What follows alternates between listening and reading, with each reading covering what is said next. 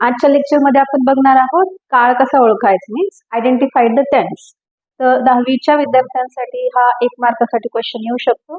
त्यात आपल्याला सहाय्यकारी क्रियापद आणि मुख्य क्रियापद म्हणजे हेल्पिंग वर्ब आणि वर्ब कुठल्या फॉर्म मध्ये आहे हे चेक करायचे.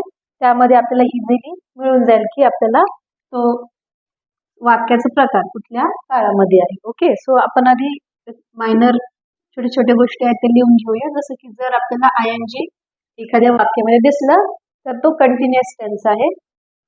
आणि V3 म्हणजे क्रियापदाचं तिसरं रूप जर असेल तर आपल्याला तो परफेक्ट टेन्स आहे असं पटकन ओळखता येईल.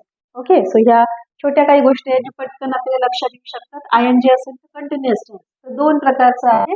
एक आहे कंटिन्युअस टेन्स साधा, जसं की present continuous tense I am teaching, तो एक आहे. आणि प्रेझेंट परफेक्ट कंटिन्युअस टेन्स, त्याच्यामध्ये किंवा परफेक्टचं पार्ट पण दिसतो. V3 आहे, टू बीचं V3 आणि नंतर मग कंटिन्युअस टेन्स दिसेल. तर असे 2 प्रकारचे आहेत. दोन्ही प्रकारमध्ये ING दिसतात. तर त्याच्या आधी हेल्पिंग वर्ब कुठलं आहे ते आपल्याला लक्षात घ्यायचं. ओके, सो आपल्याला काय बघायचंय, हेल्पिंग वर्ब आणि मेन वर्ब. तर ह्या 2 गोष्टी आपल्याला चेक करायच्या, त्यामुळे आपल्याला काळ पटकन ओळखता येतो. पहिलं वाक्य वाचूया. He studies in the library. Okay, so we can see that helping verb तिकडे नाहीच आहे. ओके, ही आहे आपला कर्ता आहे सब्जेक्ट. ओके, सब्जेक्ट आहे ही. त्याच्यानंतर हेल्पिंग वर्ब जसं की अमेझॉन, हॅव, हॅज किंवा वॉज, वर, हॅड असं काहीही तिकडे दिसत नाहीये. सब्जेक्ट नंतर आपल्याला डायरेक्टली वर्ब दिसतंय. It is in the form of V1.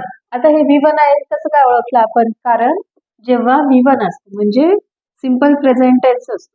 Simple present tense. तर सिंपल प्रेझेंट टेन्स मध्ये आपल्याला जे काही वर्ब असेल, वर्ब नंतर जेव्हा ही, शी, इट असेल, ही, शी, इट असेल, तेव्हा वर्ब नंतर आपल्याला S किंवा ES तिथे दिसतो प्रत्यय. ओके, म्हणजे आपल्याला इथं पटकन ओळखता आलं की हा सिंपल प्रेझेंट टेन्स आहे.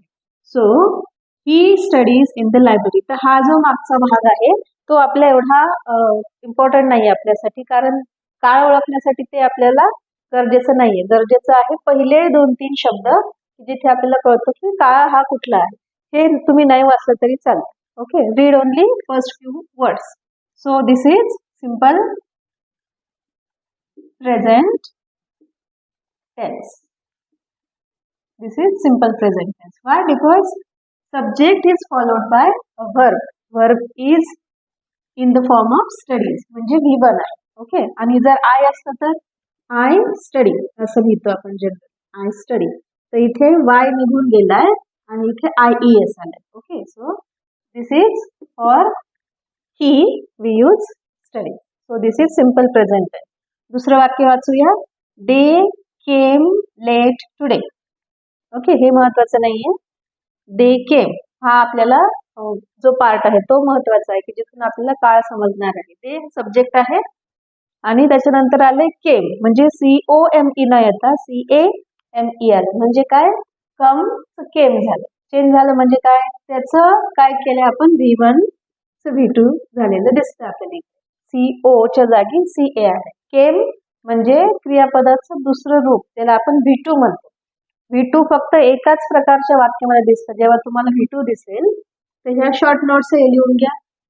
V2 आपल्याला फक्त सिंपल पास्ट मध्ये दिसतं. सिंपल पास्ट असेल तर आपल्याला क्रियापदाचे दुसरे रूप तिथे दिसतात. जसं ईट आहे तर एट होईल, रन आहे तर रॅन होईल, सिंग असेल तर सॅंग दिसेल. Okay, so these are different types of V2. त्याची आपल्याला थोडी माहिती असणं आवश्यक आहे. Then you can easily find out. So this is, they is our subject, verb आहे in the form of V2. So this is simple past tense. Easily you can find out. They came, simple past tense. हे इकडचं जे आहे उरलेला जो भाग आहे तो नाही वाचला तरी चालेल. Okay, next, we have put it in the bag. This is not important. इथून पुढे इथपर्यंत आहे महत्त्वाचं. ओके, put म्हणजे काय, we don't know. ओके, कोणत्या प्रकारचं आहे क्रियापद, V1 आहे, V2 आहे, माहित नाही. मग त्याच्या आधी काय आलंय ते पाहणं गरजेचं. जसं की या 2 गोष्टी जर हेल्पिंग वर्ब आणि मेन वर्ब दोन्ही आलं असेल तर आपल्याला काळ ओळखायला सोपं जाईल. जर हॅव असेल आणि त्याच्यानंतर जर कुठलं क्रियापद आलं तर ते असतं in the form of V3.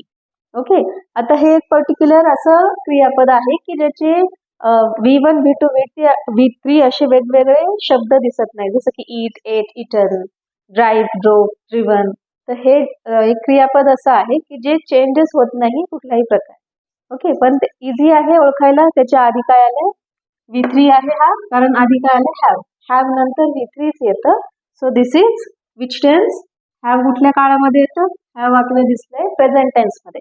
Present tense मध्ये दोन आहेत. टू हॅवचे रूप, एक आहे हॅव आणि दुसरं आहे हॅज.